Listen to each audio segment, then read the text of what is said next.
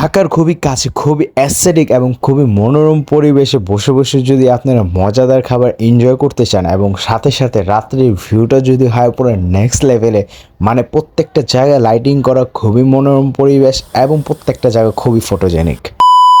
আসসালামু আলাইকুম, সবাইকে কেমন আছেন? আশা করি ভালো আছেন এবং আমরাও ভালো আছি। তো আজকে আমরা চলে আসি মাওয়ার খুবই কাছে, মাওয়া ঘাটের খুবই কাছে একটা রেস্টুরেন্ট, সেটা হচ্ছে লিফ লঞ্চ।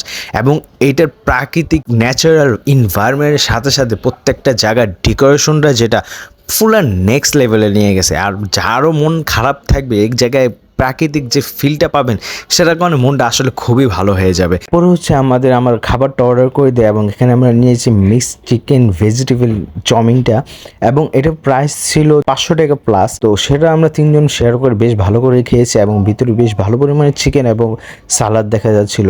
তো টেস্টটা মোটামুটি ভালো ছিল। প্রাইস অনুযায়ী যদি বলতে চাই, প্রত্যেকটা খাবারের প্রাইসটা একটু বেশি। আসলে ভালো জায়গায় খেতে গেলে আসলে যে ন্যাচারাল ভিউ, সেটার কারণে একটু প্রাইস বেশি চলে। তো এরপর নিয়ে নিই হচ্ছে আমরা ক্যাশোনাট সালাদ, এবং ক্যাশোনাট সালাদের মধ্যে বেশ ভালো পরিমাণে চিকেন, ক্যাশোনাট এবং সালাদ দেওয়া ছিল, যেটার কারণে খেতে খুবই ভালো লাগছে এবং প্রত্যেকটা ক্রিস্পি ছিল চিকেন এবং ক্যাশোনাটটা, যেটার কারণে আমার কাছে এটাও খেতে খুবই ভালো লাগছে। এবং এই দুইটার কম্পারিজনে আমার কাছে ক্যাশোনাটটা বেশি ভালো লাগছে।